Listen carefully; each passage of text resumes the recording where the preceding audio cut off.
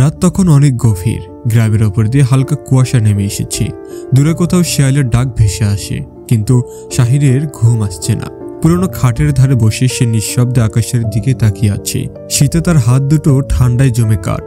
বালতির ভেতরের এক মগ পানি মুখ দিয়ে সে আবার বসে পড়ে। আজ সারাটা দিন যেন তার বুকটাকে কেউ চেপে ধরেছিল। মাত্র 1 ঘন্টা আগেই বাড়ির উঠানে বড় ভাইদের সাথে তার শেষ কথার ঝাঁজ এখনো তার কানে বাজছে। বাড়ির জায়গা, তোর কি অবদান আছে বাড়িতে? সবচেয়ে বড় ভাই করিমের কড়া গলা, তোর পড়ালেখা খাওয়া দাওয়া সব তো আমরাই করাইছি, এখন আবার জায়গা চাই। মাঝের ভাই রশিদের তীব্র মন্তব্য। শাহিন কিছুই বলতে পারেনি, মাথা নিচু করে শুধু দাঁড়িয়েছিল, কিন্তু বুকের ভেতরটা তখন আগুনের মতো জ্বলছিল। সে সবকিছু চেপে রেখে শুধু একটি কথা বলেছিল, বাবা তো জীবিত থাকতে সবকিছু সমান ভাগ বলেই গেছেন। কিন্তু কথাটা শেষ হওয়ার আগেই চিৎকার করে রশিদ বলে উঠল, বাবা কি সবসময় ঠিক কথা বলতো? আমরা ঠিক করব কিভাবে সম্পত্তি ভাগ হবে। তুই তো ছোট, তোর কোনো অধিকার নেই। হয়তো এটাই এই পরিবারের সবচেয়ে বড় সত্য। ছোট ছেলে মানেই বোকা, নির্ভরশীল, দুর্বল, নিজের কোনো অধিকার নাই। বাবা মারা যাওয়ার পর থেকেই যেন বাড়ির পরিবেশটা পাল্টে গেছে। শাহিন এখন মনে করতে পারে, বাবা জীবিত থাকলে কেউ তাকে এভাবে কথা বলার সাহস পেত না। বাবা ছিলেন কড়া স্বভাবের মানুষ, কিন্তু সমান ন্যায্যতার ওপর তার অটল বিশ্বাস ছিল। 3 ছেলেকে নিয়ে কত স্বপ্ন ছিল তার। তিনি প্রায়ই বলতেন, বাবারা, আমার মৃত্যুর পর তোমরা 3 জন সমান ভাগে জায়গা নেবে, কারো ওপর কেউ অন্যায় করবে না।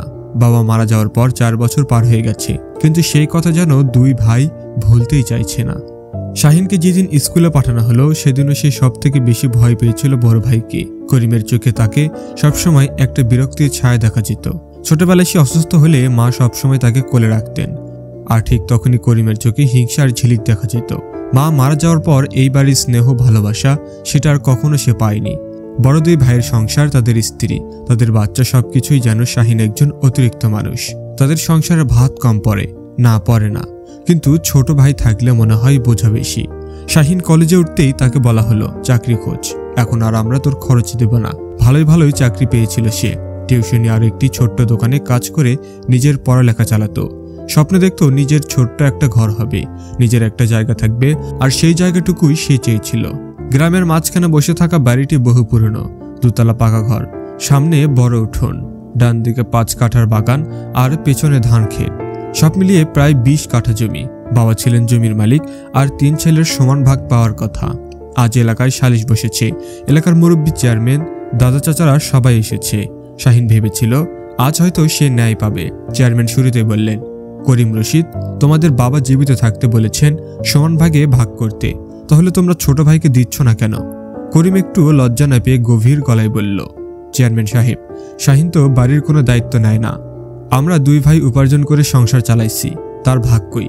রশিদ যোগ করল, তার পড়ালেখা, কাপড়, ওষুধ সব আমরা চালাইছি। এখন সে জায়গা চাইলে আমরা একটু ভালো জায়গা দিতে পারবো না? চেয়ারম্যান ভুরুকুচকু বললেন, ভালো জায়গা দিতে পারবা না মানে কি? করিম শান্ত গলায় বলল, ওকে পেছনের দিকে ধান ক্ষেতের পাশে 2 কাঠা দেব, বাড়ির অংশও পাবে না। সালিশের সবাই চুপ, সবাই বুঝলো ব্যাপারটা অন্যায়। শাহিনের বুক কেঁপে উঠল। সে উঠে দাঁড়িয়ে বলল, চেয়ারম্যান সাহেব, আমি তো শুধু আমার বাবার দেওয়ার অধিকার চাইছি। বাড়ির জমিটাই আমার শৈশব, আমার স্মৃতি। বড় ভাইয়েরা চাইলে আমাকে বাগানের অংশ দিতে পারে, বাড়ির দিক থেকেও অংশ দিতে পারে। আমি তো বাড়িতে থাকি না, তা সত্ত্বেও বলছি, আমি শুধু বাবার কথা মতো সমান ভাগ চাই। রশিদ হঠাৎ উঠে চিৎকার করে বলল, চুপ কর, তুই কি আমাদের শেখাবি কিভাবে জায়গা ভাগ করতে হয়? চেয়ারম্যান আবার রেগে উঠলেন, এভাবে কথা বলা যায়? শাহিন তো বাড়ির ছোট ছেলে, তারও অধিকার আছে। কিন্তু করিম তার নিজের জেদে অটল। আমরা কোনো মতে ওকে ধান ক্ষেতের পাশের অংশ দেব, বাড়ির জায়গা দেব না। সেদিন সালিশ ভেঙে গেল। সিদ্ধান্ত হলো পরিবার নিজের মতো ভাগ করবে, কিন্তু চেয়ারম্যান বললেন তিনি এই ভাগকে স্বাক্ষর করবেন না। শাহিন মাটিতে বসিয়ে মাথা ধরেছিল, তার চোখে জল আসছিল। ছোটবেলা থেকেই সে খুব শক্ত মানসিকতার মানুষ, কিন্তু আজ সে ভেঙে পড়েছিল। চেয়ারম্যান তার কাছে এসে বললেন, বাবা, তুমি প্রয়োজন হলে আইনের পথে যাও, তোমার বাবা যা বলেছেন তার লিখিত কাগজ আছে, তুমি ভয় পেও না।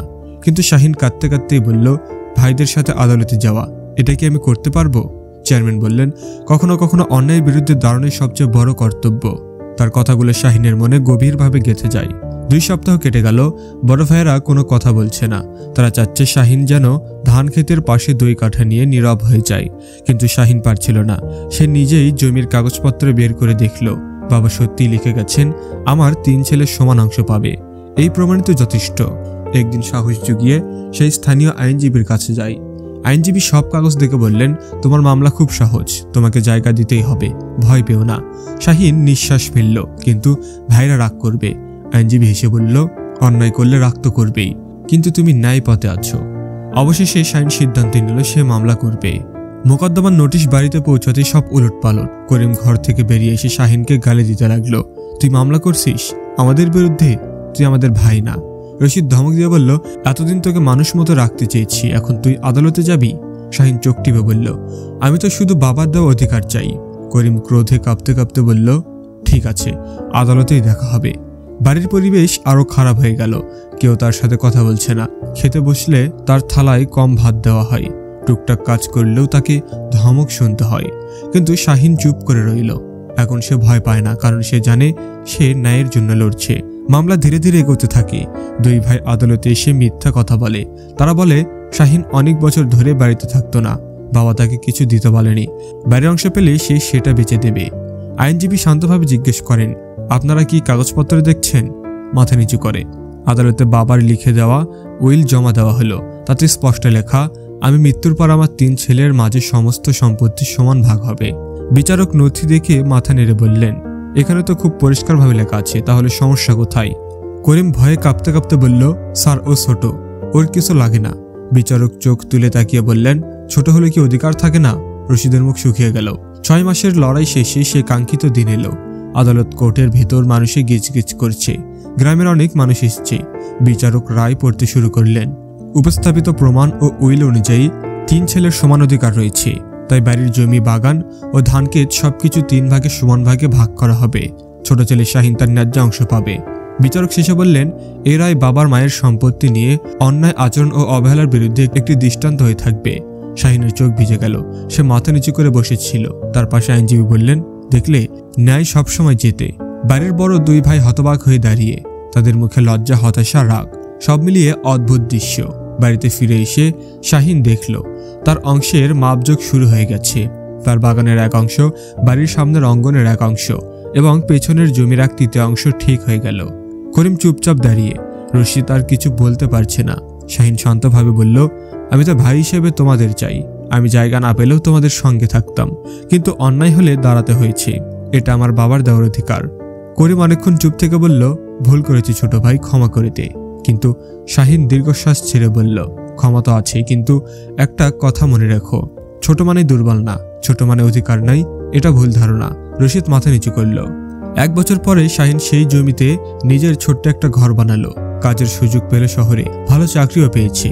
তার চারপাশে এখন শান্তি। বাড়ির উঠোনে সে দাঁড়িয়ে থাকা অবস্থায় বড় 2 ভাই এসে বলল, শাহিন, আজ তোমার নতুন ঘর উঠল। দোয়া করলাম তোমার ঘর ভালোবাসায় ভরে উঠুক। শাহিন মৃদু হাসল, ধন্যবাদ ভাইয়া। এই ছোট্ট পরিবারের ভাঙন শেষে আবার জোড়া লাগলো। তবে এবার ভাগগুলোতে লেখা আছে, অধিকার কখনো ফেলে দেওয়ার মতো নয়, অন্যায়ের সামনে নীরব থাকা দুর্বলতা নয়, বরং দাঁড়িয়েই যাওয়াই শক্তি। শাহিন শিখে গেল, জীবনের ন্যায় শেষ পর্যন্ত জয়ী হয়, আর অন্যায় যত শক্তিই হোক সত্যের সামনে কখনো টিকতে পারে না।